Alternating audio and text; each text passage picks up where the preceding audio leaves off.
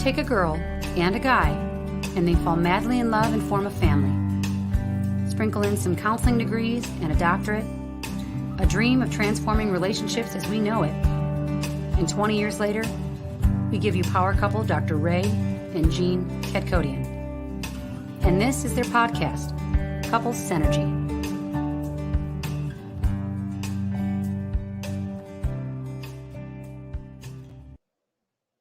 Hello, everybody, and thank you for joining us for another live Connections Tuesday night webinar. Tonight's topic is how unintentional gaslighting can impact relationships.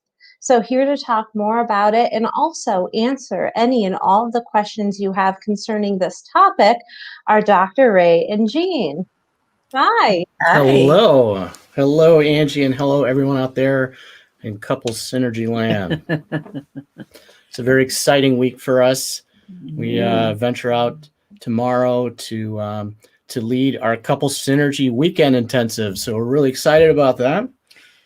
Yep. It's going to be a small weekend because of the COVID, and it nice just feels really good to get together in person with people. Right. Absolutely. So this is really exciting, and we're able to be here with you guys here tonight and talk about this really interesting topic, right? The topic of gaslighting. And a little bit of a twist that we have on it. The difference between, gaslighting and unintentional gaslighting. So, this is very interesting. I was just telling you earlier that the first time I actually heard the term gaslighting was probably 6 years ago. Mm-hmm.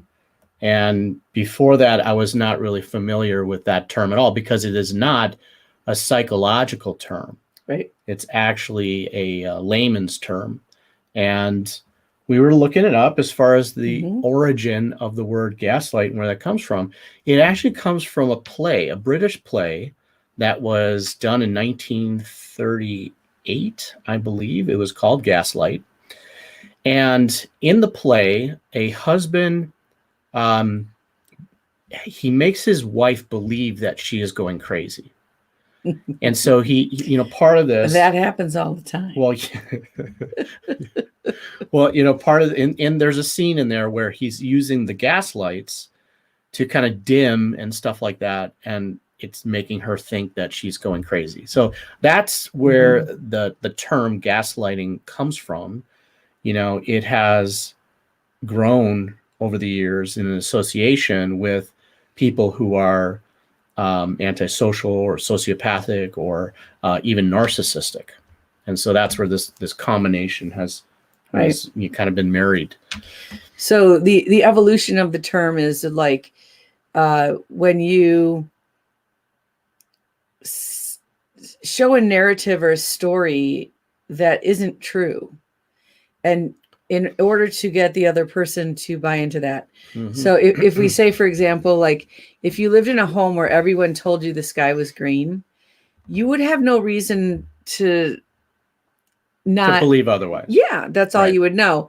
And then you would go out and you would go, well, that looks blue to me, but it must be me. That's the issue. Right. Because everyone else is telling me it's green, and you buy into this cultural, the environment's beliefs in denial of your own. Right. And the reason we came up with this idea of it being an unintentional gaslighting is because we're noticing this process that happens with couples where, we're so complex as human beings. And when we feel shame, when we feel embarrassed, when we don't want to really share something because we don't trust ourselves, right?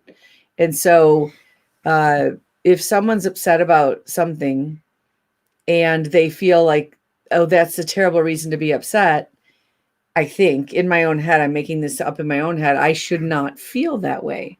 And so I'm not going to share that. I'm not going to share that I do feel that way.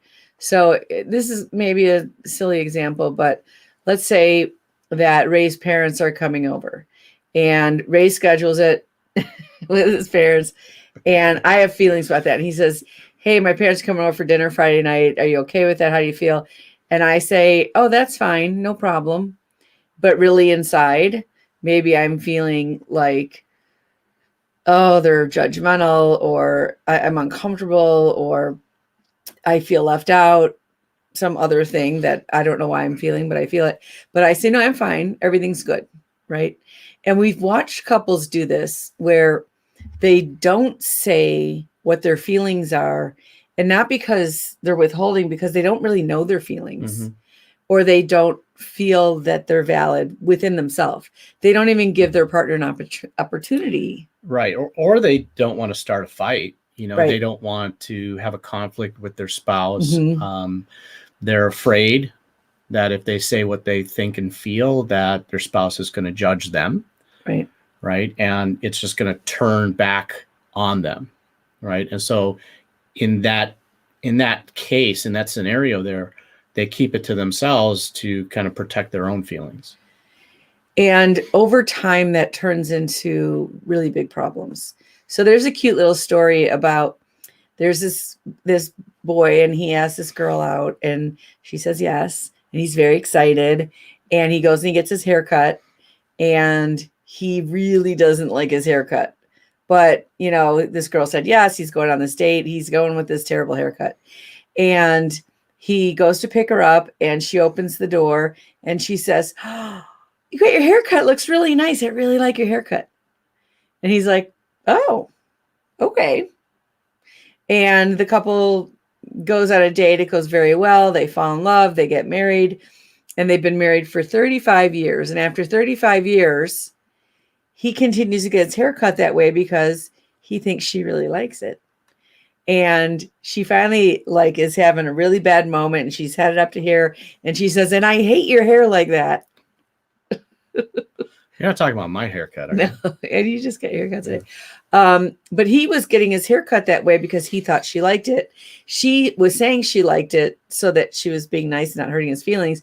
Neither one of them was happy. Neither one of them liked the haircut.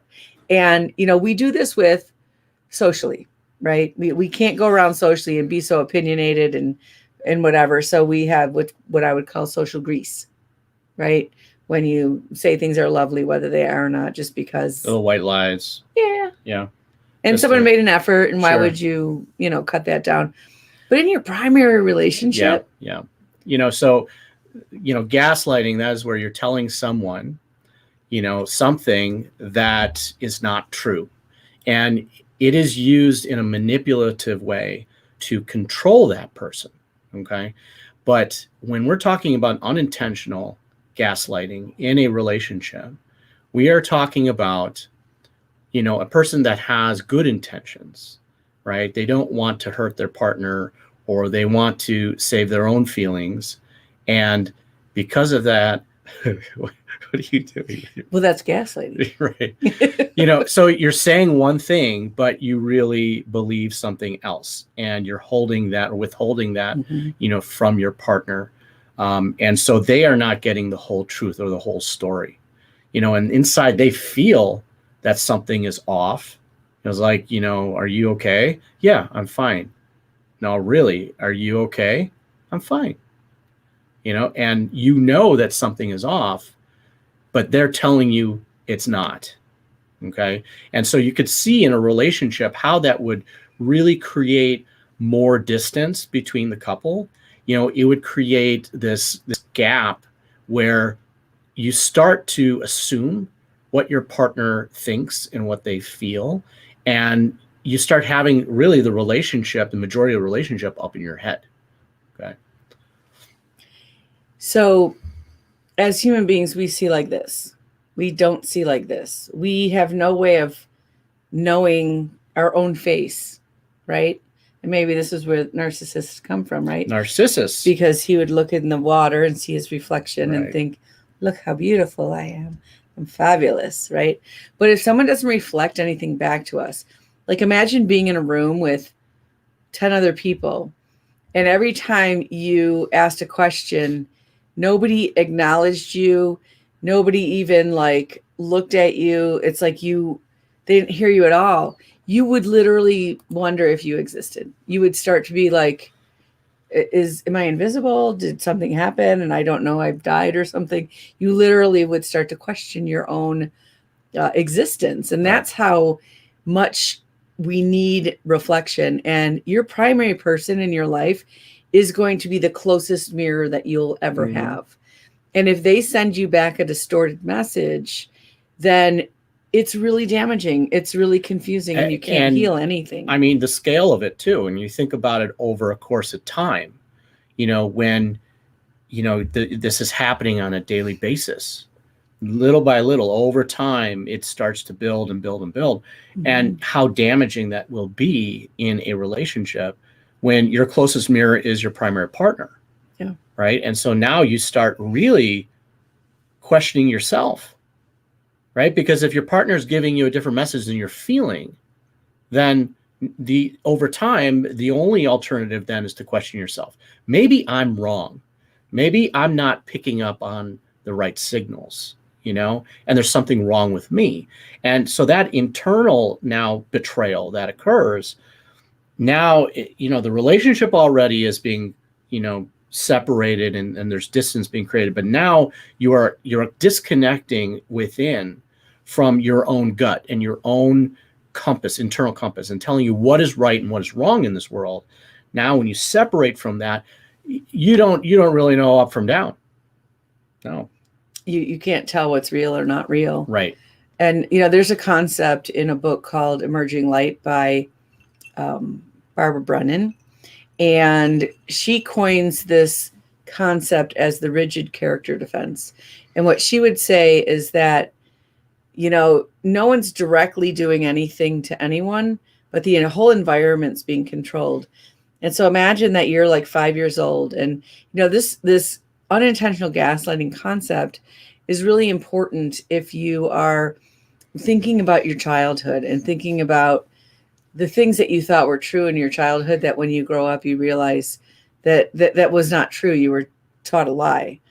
And so let's say you're 5 years old and you have headphones on and you're watching TV, you're watching some cartoon, and there's two of you, and there's another one of you looking into the room. And as you look into the room, your parents are fighting, and they're fighting over a really big thing. Maybe, let's say the dad is staying at work really late, and mom is having bad feelings about that. And, they're really like, your whole life could change if they split up or something. It's a big thing going on. And then the two of you have to go to bed, the one watching the cartoon with the headphones, the one that was looking into the room and having that experience. And as the two of you go to bed, those two realities merge together. And in the morning you wake up and everyone is sitting at the table like a normal morning and everything is fine. And you go, did that fight really happen? I don't know. I have to doubt the part of me that saw that, because it looks like it didn't, which is what I did with that little face that I made. And then I go back to normal. And, if your mind's not really that quick, you go, what did I just see? What was that? That's this unintentional gaslighting, where what you were talking about, like you lose connection to your gut feeling and trusting in yourself. And then when you're with a partner who is also not giving you feedback, not saying things, you have no idea how to gauge anything. Right. So the difference between gaslighting, just overall gaslighting and unintentional, is the intention behind it, right? Is that the person is in gaslighting, they are intentionally trying to manipulate you, control you, and hurt you in a way. And the unintentional is, they're not trying to do any of that. They're really trying to avoid something else. They're trying to avoid pain, or trying to avoid conflict, right? Whether it be with you or whether within themselves. And so it's like this, unintentionally hurting you, unintentionally trying to, give you the wrong message, and it's not done in a malicious way. And this happens, it happens in every relationship, right? It happens in every person. Yeah. Because we all grew up in environments where we weren't privileged to everything that was happening. And couples aren't really taught how to have productive conflicts either.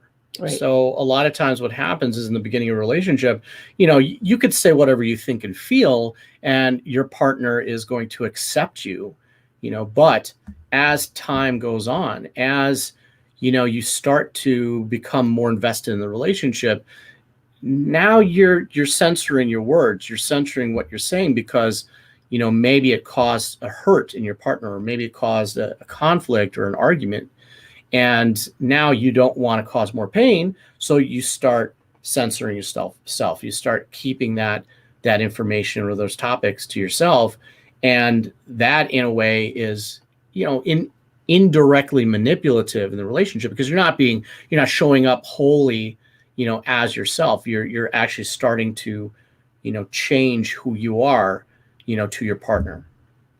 I remember really early in our relationship, I would say to you, I just have a feeling. And nothing would have happened that would warrant this feeling, but I would have a feeling, whatever that was. And the feeling might have been maybe feeling a little disconnection, or that something was a little off. And we would start to talk about it, and you would not really know what I was talking about. But then the more we talked, we'd be like, yeah, it's been a while since we've done this or that, which would have been something we had been doing previously that was connecting.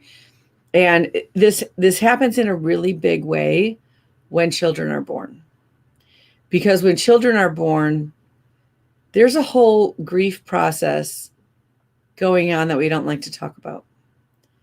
And we're having the reverse of that process right now with our dog passing.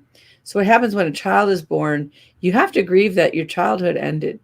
You have to grieve that freedom that you had, and as a couple, you had this really sacred time together. Well, now there's another person in there. And as wonderful as that is, and as much as you love your children, there is a loss that happens when you add that addition in. And now that energy that you had been giving to each other and infusing and being able to just be the two of you, much more relaxed, is now governed by feeding schedules and diapers and all sorts of other things. And, that's an interesting thing that we're experiencing, because our entire relationship, my son was 10 when we got together. He got a dog at 10 before we got married. Mm-hmm. So we had one dog and a child. And then we had, within a year, another child. And within a couple years, another dog. And then we got a daughter-in-law. And we got 3 dogs. And then we got a daughter-in-law.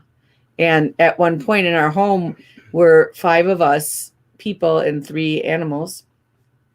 And you had to think, you had to go like, oh, I can't stay out too late because I got to go let the dog out. Or I have to drive my kid here. Or I have to do this, or I have to do that. And now we don't. Now we don't have to consider or think about anyone. It's just the 2 of us. And we've never had that. And there is a level of stress that's just lower. I mean, maybe not this week because of the weekend, but it's a really interesting feeling that we haven't felt in a very long time. And some people call that like relief guilt or something. They feel guilty for it. Mm-hmm. I don't feel guilty, but it's interesting that when you are constantly thinking about other people, there's not that time or longevity to have those in-depth conversations of, hey, I've got a feeling, or, I know you said it was okay with you of my parents coming over, but it seems like it's not quite okay. And is there more you want to share with that? And we have this time and space to do that kind of thing and to get into those more intense conversations.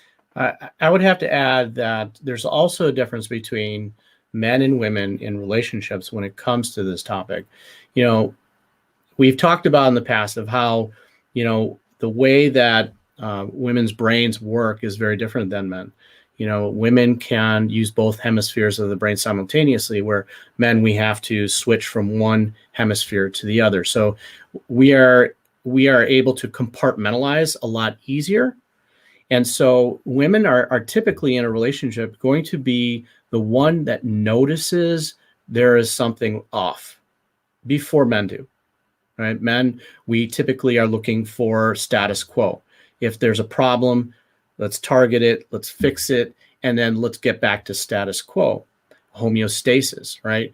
But for women, they're constantly, because using both hemispheres of the brain, they're able to be more perceptive and be able to pick up on any nuances and changes and subtle differences that are occurring in conversation, one, and also the environment. And so when a woman picks up on that and she sees that there is something wrong, there's something off, and she asks her husband, is there a problem, or what's going on? You seem off or seem distant.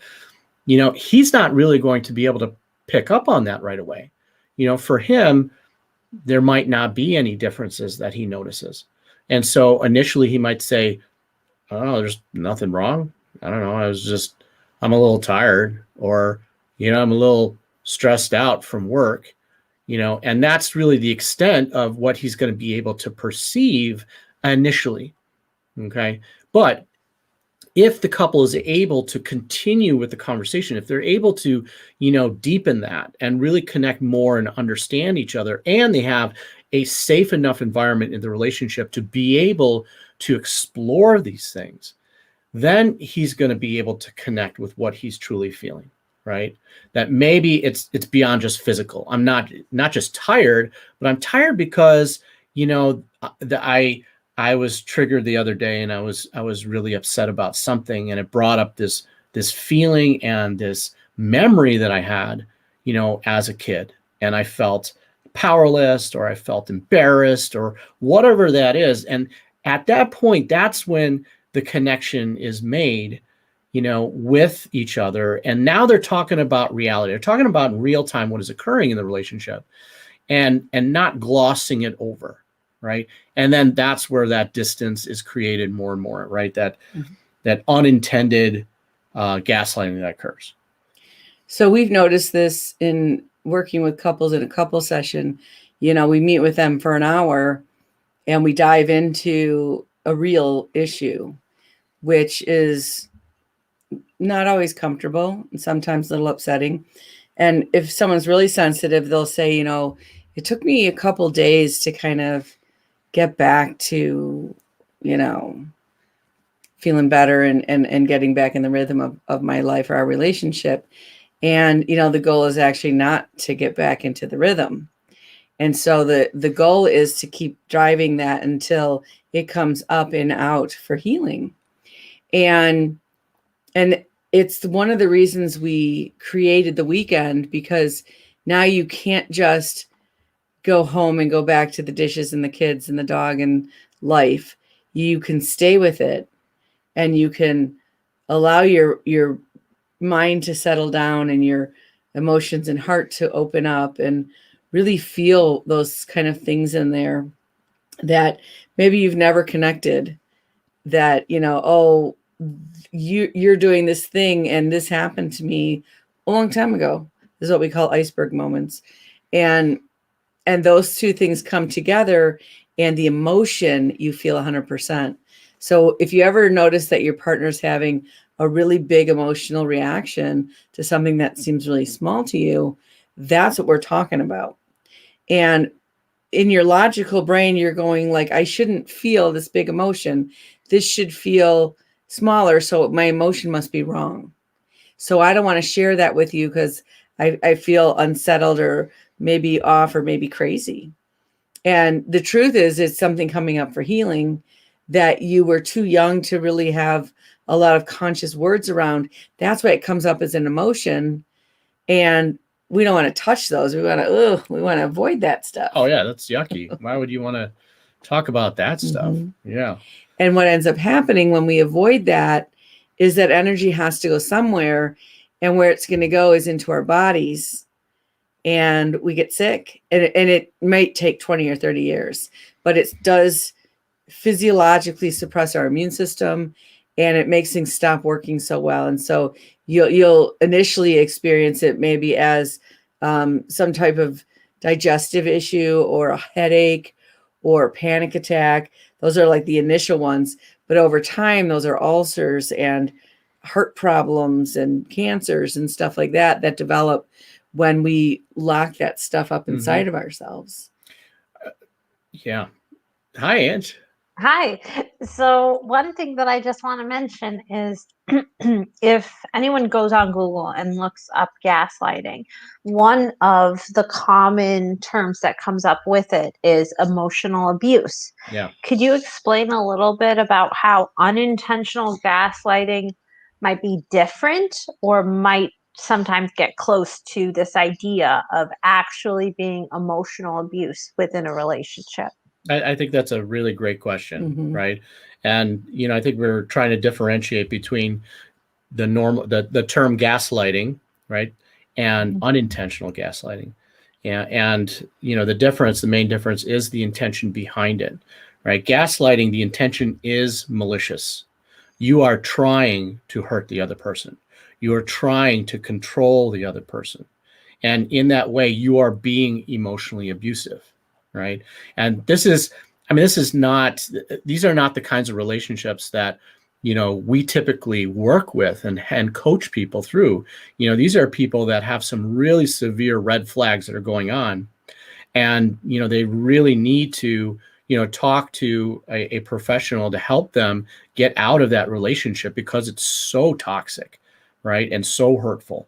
The term unintentional gaslighting, we're saying that it is something that occurs in all relationships, and the intention behind it is not malicious. The intention behind it actually is to protect your own feelings, right? Or to avoid maybe some conflict or avoid hurting your partner, right? It could be actually some good intentions, to avoid, causing an argument, right? And so it starts with good intentions, but the outcome is not good over time. Does that? Yeah, I would say that if and you see relationships like this where it's typically in the dating world where one person, what they say and what they do are very different. Someone will say, okay, I'll see you later tonight at so and so's party, and then they don't show up. Or we're going to go out next week, and then nothing, and they sit around like, what's happening, what's going on? That's the kind of more true sense of the word that gaslighting is like, oh, I love you, I don't want to break up with you, but I'm not going to show up for you, and I don't really care about you, and I'm doing other things like not being respectful of your time, or saying one thing and not, you don't know where I am or what I'm doing, and you call, I don't answer, and you're always guessing at that. But unintentional is like, I just went in the sun, I got sunburned, and then you come up to me, you're like, how you doing? No. And I'm like, ah. And your intention is not to hurt me, Right. but you've hit a spot that's tender, that's sore and bruised already, and so it hurts. Maybe we could use the COVID shot arm, like, oh, my arm hurts, and someone goes, how you doing? And they're not wanting to hurt you, and it's a weird law of attraction. When you do have something like sunburn or something that hurts, people will hit you there, even though they never normally do that. And that's extremely unintentional, and it sort of happens. It's not abusive. It's still painful, but it isn't abusive. Or unintentional is when you don't share something that you feel because you don't feel that what you're going to share is valid or important enough. You don't trust it within yourself. And so in a certain way, you're not even giving your partner the opportunity to have an opinion or an emotion about that thing, because you're deciding for them, they can't handle this information, I'm going to withhold that from them. And they're doing it out of fear and out of insecurity, which of course feels terrible, rather than being vulnerable and facing, I'm going to go through this. It's very hard to be vulnerable in a relationship. I mean, that's why we've said that, being in a committed relationship with a long-term partner is the most challenging, yet the most rewarding thing you will ever do in your life. It is the person on this planet that you potentially can be the closest to and have the closest connection to, right? It is a connection that is not only physical or mental or emotional, but also spiritual, right? And so that whole, just all of that combined together, it really, brings out the complexity of having a long-term partner and working through a lot of these, these emotional wounds that we collect throughout our entire life, and then having to work through that with a partner, and the opportunity of your partner helping you heal those wounds as well. Well, what we always appreciate are any comments and questions that come up, because we like to have discussions with people, even though we're not in the Yes. same room with them. Right. And just as an aside for those, that are tuning in, if you hit the bell, I don't know where the bell is on this thing, but if you hit the bell, then you'll get notifications of when we go live. So just there's a bell. Yeah, there's a bell. I found out about it the other day. So what do we got here? Let's see. What do we got, Ange? Brad. Hey, Brad. The simplest form of unintentional gaslighting I've experienced is being called weird when I was being silly. From that, I questioned myself and censored my silliness. That's a really great example. Yeah, and that's an important thing to know about ourselves as human beings, because those specific words mean something, right? So if I say I enjoy bowling and you come back and you say bowling, I hear that bowling makes you happy, I'll feel like, oh, you just didn't really get me. You just didn't really hear me or see me. And so the word between silliness and weird, whatever the person said might meant something similar, but the way you process those words is very different. And so, I'm thinking about Austin, and their slogan is like keeping it weird. And they embrace that because they don't have a lot of governing of their zoning laws. So they have like houses and businesses that don't go all together and that doesn't look all uniform. And they're really proud of that. But somebody might hear the word weird and feel really great.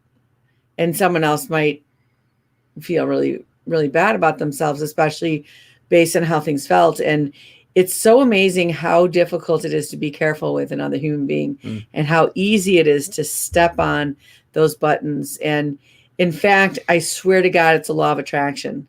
Like maybe that person never even used the word weird ever. And all of a sudden they're saying that. And they're even like, why did that come out? And it's like, well, because there was a sore spot. Yeah. And it pulled that word towards you. And it's an interesting thing that happens. And that's how specific we are. It's not logical. It's not rational. And that's why we can't even talk about it. Mm-hmm. In fact, if you said something to the person, they would be like, I care about you. I don't. I totally accept you. I'm not even judging you. I didn't mean that in a bad way or anything like that, right? But yeah, it's a really great example because it's very subtle. Right. And, over time, if these subtle things are happening, it can build up, especially if, couples are not working that out with each other. And so, it is, and that's why we said it's inevitable in every relationship, because as you get much more vulnerable with each other, and now you're going through these layers of vulnerability in the relationship, it is going to hit sore spots, right? It is going to bring up your insecurity.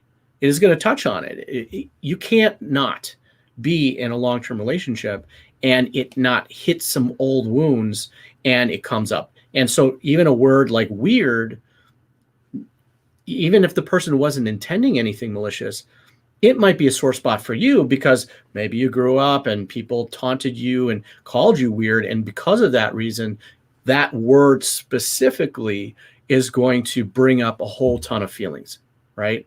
And your own interpretation and connection and association with it. So then what happens? Well, typically a lot of couples, they become more distant.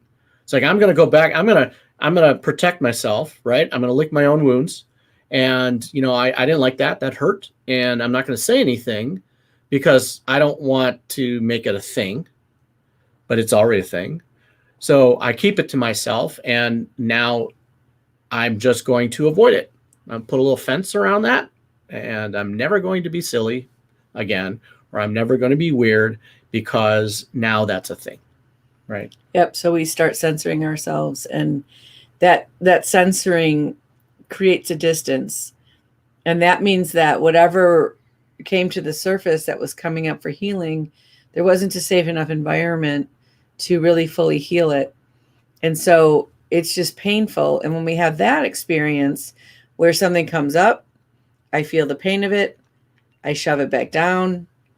I feel it coming up, I'm going to shove it back down. I feel it coming, when the only way to really heal it is let it come up and out. And the up and out requires another human being.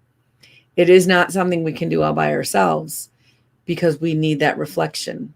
And so that this concept of we get wounded through relationship and we heal through relationship, that's what that means. And so when you go into therapy or coaching, or whatever way that you go and seek that type of counsel, there's a healing aspect to that, even if you don't know that person very well. But when you have that same experience and share that with your partner, who you share a checkbook with and have a home with, and all sorts of things that, are connecting you, it is really amazing what it does is in terms of the glue of really merging with another person, which that's our goal, is to how do you really fully connect with another human being in these human bodies. Now, with that said, there's a caveat here, and that is that both people have to be growing together, right? Mm-hmm. It's not, even though you're in a relationship, if you're doing your own work, your partner's not working with you, well, then this kind of progression is not going to happen, right? And, you can read every self-help book in the world, and if your partner is not willing to work with you on this, then the relationship doesn't evolve. Right.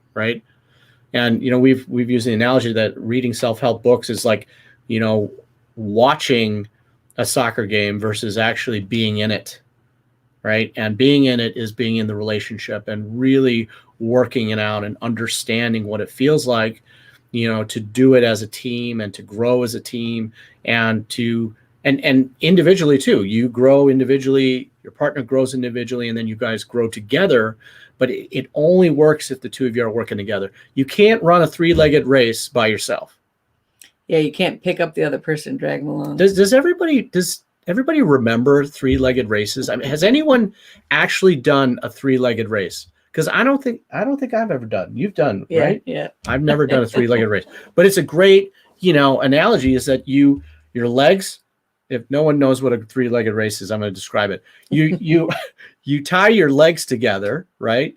Your outside legs together, and then the two of you have to run together. Tina's done it. She's done That's great. Yeah, Jean's family, they have a camp out every year, and they used to do the three race. All sorts of silly things like that. So yeah, and then as partners, you're supposed to run, right, and try to beat the other partners that are doing it. And it's really funny if people are different sizes. Because you got a really long leg and a short leg, right. And and you can't move well together, and people fall down, and it's very fun to. Myra's never done it. Well, Myra, we're gonna have to change that. Uh-oh. So it's that how do you learn to move in unison with someone? And it's really interesting. Like the analogy of being in a relationship is very similar to the analogy of how we dance as partners. She wants to try it now. All right, you and Gabe get your some bandanas. You put one on the ankle and then one right above the knee, and take a walk down the street fast as you can. I think we're incorporating into the weekend now. I think so. We're doing. That's awesome. So I was going to say that, the stuff that we withhold, that we don't share for whatever reason, is the stuff exactly what we're talking about that is going to over time hurt us. And so whatever secrets you have in your heart, And however, if you're doing it right, it's going to feel like your stomach's on fire. Mm. And that's because you're stepping into this void of the unknown, and you don't know what's going to happen. When you don't speak up, you know exactly what's going to happen. Well. But when you put that out there, it feels fairly horrible. Oh yeah. And it's sort of like, where we live, there's a lot of open land, and the prairie, and this time of year they're burning it. They burn off, the stuff from the winter, which controls the level of ticks that are around, and other animals that are overpopulated, and bushes and trees that are overpopulated, yeah. right? So it's that fire that's got to burn up the stuff that isn't healthy in your life, and it feels like something burning up, and then it feels quite lovely after that. Well, you think about forests, forests have to have the fire to go through and burn the undergrowth in order to clear space for new growth. And, forests need it to happen. They actually need it. And so there are actually forest management where they actually start fires, and they do that in a controlled way. But in a relationship, this is where this is needed as well, right? For new growth to happen. Where you are expressing something that you feel, and you are getting it out there, even though it feels like going out into an arena without any clothes on and just feeling completely exposed. And, that you are just walking into a fire, right? And that is necessary in a relationship. Absolutely necessary, even though it's very scary. So, you know what you've done? You've given great examples about how words, and maybe it could be seen as like even a label, right? With that great comment we got. Is there any examples you have concerning actions and how I might interpret that as unintentional gaslighting? That's a good one. I mean, now you're talking about versus words, right? And now they're the actions. I mean, any type of kind of passive aggressive type of actions can be interpreted as unintentional gaslighting. Although I think that would be intentional at some point. Like if you're putting the garbage can on your partner's side of the room, right?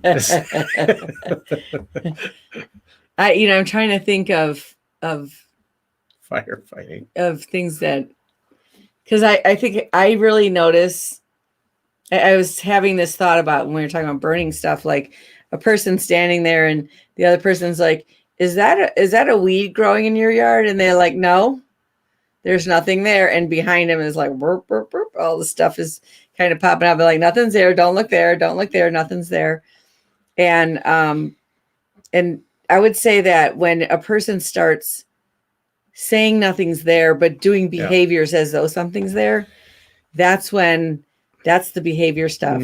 Yeah. And that's when I usually notice it in you. It's like, why are you not something? What am I not doing? I can't think of anything. What am I not doing? I don't know. But like, I'm perfect. You won't share something with me, or you'll whatever, and I'll see it and I'm like, okay, what's going on that you're not, why are we not talking about this? Yeah, I was going to say that, if you are feeling it emotionally, then it is going to come out in some type of, physical action or something, even if you're not conscious of it. Right. So you might like, I don't know what's a good example. Maybe, you'll leave for work and you won't say goodbye. And it's not intentional. You're not doing it out of spite. Okay. It's just, you're overwhelmed. You're overwhelmed. You're not thinking, or maybe you do have some resentment, or you are hurt. And so because of that, you want to protect yourself. Okay. Versus doing out of spite. That would be like intentional, but unintentional is like, it slipped my mind. Right. But it slipped my mind because I'm trying to protect myself, and I'm not, wanting to engage or start up the fight again or anything like that. So, it's going to be like you go get a cup of coffee and you don't bring me one when you always bring me one. I always bring you one. You do, but Yeah. if you didn't and you just poured your own coffee and you're like, oh, I didn't even think about it. Right. But right. somewhere in there, subconsciously, yeah. Mm-hmm. underneath, there is maybe some hurt or pain or some resentment, lingering anger that is, prompting that action or lack of action. Yeah. And you know what that reminds me of, since you already gave some examples, it reminded me, similar to the idea that you were saying about leaving the house without saying goodbye, for example. Well, every couple, I think, has their own little traditions, right? So that's one of the anchor points. But one of the traditions of my husband and I are when we sit down to eat a meal together, we say our own thanks and then we kiss each other and then we start eating. Sometimes one of us misses, doesn't do that and starts eating. And most of the time it's because, busyness and we were starving or something, right? It wasn't intentional and we're actually sorry for it. But I wonder if there has ever been a case where one of us misses that because of this sort of unintentional something that hasn't been said. It absolutely is going to happen. Mm-hmm. Absolutely. That this is, and it kind of goes along with the question that just kind of came in, right? It is absolutely going to happen, right? And so, Tina asked, how are you vulnerable and say what you think when the other person may interpret it differently than intended? Do you just take that risk? It's so hard to find the balance. It is. Great question. It's an awesome question, right? And yes, you are going to say something that your partner is going to interpret differently. Bound to happen. Okay. And they may interpret it in a way that they get hurt. They may interpret it in a way that they get angry. Okay. And I like to go to the example of paired figure skaters. Okay. I grew up in a home with, two sisters. So, and they were both in figure skating. So we watched the Olympics and watched the paired figure skaters all the time, every single 4 years or 2 years. Well, they have other things they show. Right. So the thing is that if you don't know about paired figure skaters, they spend a lot of time together, right? They eat together. They travel together. They live together. And they do that because they have to connect at this cellular level. And even when they're practicing, they sometimes fall. For sure. Yeah. Right. Even Olympic pair figure skaters fall. And they're like, why did you move that way? You never moved that way before. Yeah. It is bound to happen, right? There's going to be these misses. And you might say something and your partner's going to interpret it differently and they're going to get hurt and they might get angry. You might start a fight. But that is better than not saying anything at all. Yeah. Anything you put out there, you can clean up. It's the stuff we don't put out there that really causes us a lot of trouble over time. I was just thinking about, being in the military and, you're moving in formation with, like 40 people and you have someone calling out the cadence and stuff like that. And then they tell you to, turn left. They don't say it like that, but, and I don't know left and right. I'm usually up in the front because I'm short and I'm bumping in the person next to me. And you're trying to, that's the point of being in formation and moving as one, you're trying to do that on purpose so that when the chaos happens, you can react and know where each other is and you're all doing the same thing, like the paired figure skating. But the words of, I don't even remember how they say it now, but left, right. Well, that's, but not when you're marching. It's a little different. I know I can't think of that. It doesn't matter. But it's when you think too much, your body responds not as well. And if you let your body sort of take over and do that thing, then something's going to come up for healing. And you might say the exact same thing to your partner lots of times. And then all of a sudden, boom, it's a big deal. And don't ever do that again. And you're like, what just happened? Yeah, ultimately, if we take it down to a moment by moment basis here, every moment we are either making a choice to become closer to our partner or making a choice to become further apart. And it just really comes down to that. And if I am sitting here holding something inside that I'm feeling and I'm thinking, and I am going to keep that for my partner, I'm moving away versus expressing it. And it might even be something that is painful, right? It probably is for sure. Well, yeah, if you're hesitant about sharing it, it's going to be something that's painful, right? And so, if you make that choice, you are moving further away and further apart and creating more distance versus, saying it. And I mean, trying to do it in the best way possible, but it is going to cause pain, it's cause hurt. But pain and hurt is part of growing in a relationship. It is expected. Okay. You don't go to the gym expecting not to hurt coming out. Or if you do, you're not doing it right, apparently, right? I mean, you have to, you have to hurt because that's part of growth. Okay. And it hurts either way. You're Right. still hurting even if you don't say it out loud. Well, Most people are hurting. They're just hurting alone. You're going to experience pain either way, but either it's pain associated with growth or it's pain associated with destruction. Okay. And as you move further away from your partner, that pain is destructive to the relationship versus the pain of working through things, clearing things out together as a couple. Yeah. If every time our child fell down when they were learning how to walk and we told them, don't get up, it's going to happen again. No, don't get up. Stay down there. I'll bring you everything. None of us would be walking because we fall down for years before we really master it. Right. Absolutely. Right. So, we got another question came through here. Got Brad who's saying, if you have time, what are some ideas you have for prepping your partner, easing into that sort of depth of revelation that someone may be afraid to share initially? Yeah, I don't think there's really any easing that happens.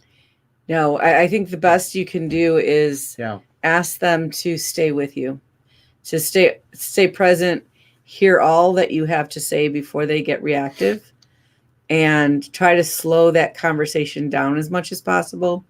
Try to make sure you're not interrupted, but it's going to flare. It's going to, and that's why you want to prepare them, because it's going to flare and you can't stop that. It needs to happen. Yeah, I have a client who has to kind of break some news to a friend, and initially what he was kind of role playing with me was how he's going to say it, and he was making it really about the other person. And I said, don't make it about the other person. You have to make it about yourself. So that I am in a position right now on this path in my journey of growing, and this path is taking me away from the path that we walk together. And unfortunately, I know this is going to cause pain in you, regardless of how I say it, regardless of how I try to make it easier, it is going to hurt you. And this part of this path that I'm on and I'm having to take now, it is necessary for me to grow as a person. And I hope that you will support me in that decision. It is not something you can bubble wrap, right? Or ease into. It is going to cause pain and is something to be expected. And, remember that when it comes to stress, right, it doesn't matter how fast we run or how hard, we push ourselves. What really matters is how quickly do we recover? Yep. Right. And that applies in relationships as well. Yep. If you got to go get a shot, you got to get a shot. You can't do it and ease into it. It's just going to happen. And then you get over it. Right. Right. That's how it goes. Okay. We only have yes. Let's meditate. Okay. Woo! Awesome. I have a really good short one that is perfect for this. So go ahead and close your eyes. And I want you to think about your thoughts.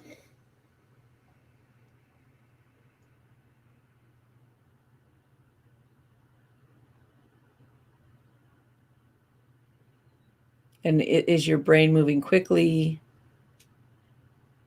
Is it relaxed? Imagine you could see the firing of the neurons in your brain. Are they going fast, slow?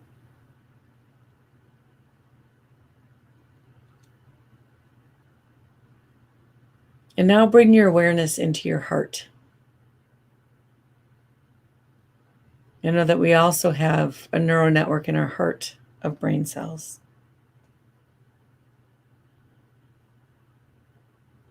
And the brain that's in our heart doesn't have a filter.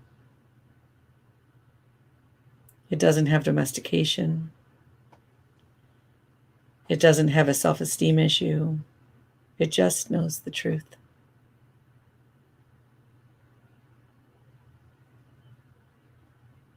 And now I want you to imagine the pathway between your heart and your head, and between your head and your heart. And just get a sense if there is a pathway,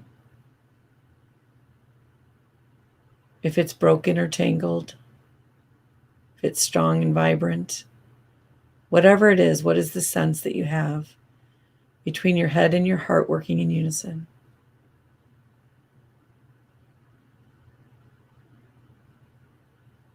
And as you notice this pathway,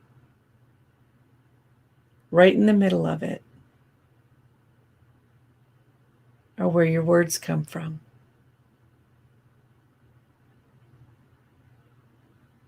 And this is the only way to really express what's in your head and in your heart. And if the energy feeding your word is coming from both of those two places, your head and heart are working as one. And you haven't tied one off. And typically, if we cut off this connection between our head and heart, we will defer to our head, where we try to control and slow down these emotions.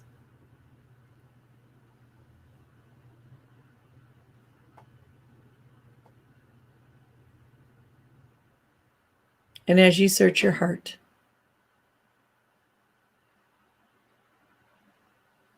find a way to strengthen that pathway and to give voice to those emotions,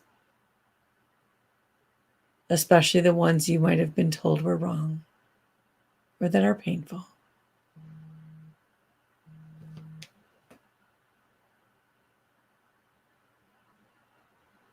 And make a vow to yourself to speak your truth, especially with a person that feels very safe, even if it's an intense conversation. And find one time this week to really be honest, to speak from the place of your heart and your head, and to say what needs to be said. And just be aware of what that experience is like to speak your truth, especially if someone's asking.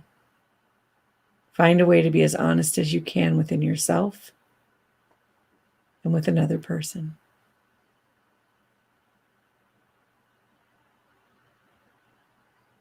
But I'd just like to take a moment to ask everyone to send us energy and good intentions for the people that we'll work with on this weekend, and that they'll be able to find their voice and open their hearts and their minds and to experience that wonderful connection with another human being on our weekend intensive.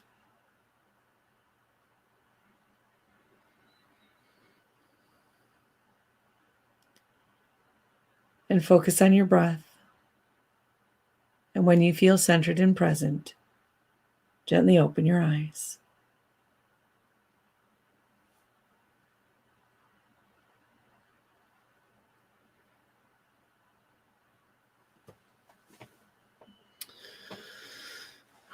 All right. Well, thank you so much, everyone, for joining us today on our Connections webinar. This is it's been a lot of fun. It's been really a lot of fun, and Ange has been an awesome host. And we are all headed to Michigan for the weekend intensive, heading tomorrow, and we will see you again right here Next on this Tuesday. same bat time and the same bat channel. Have a great week. Until next time, synergize your life and synergize your love.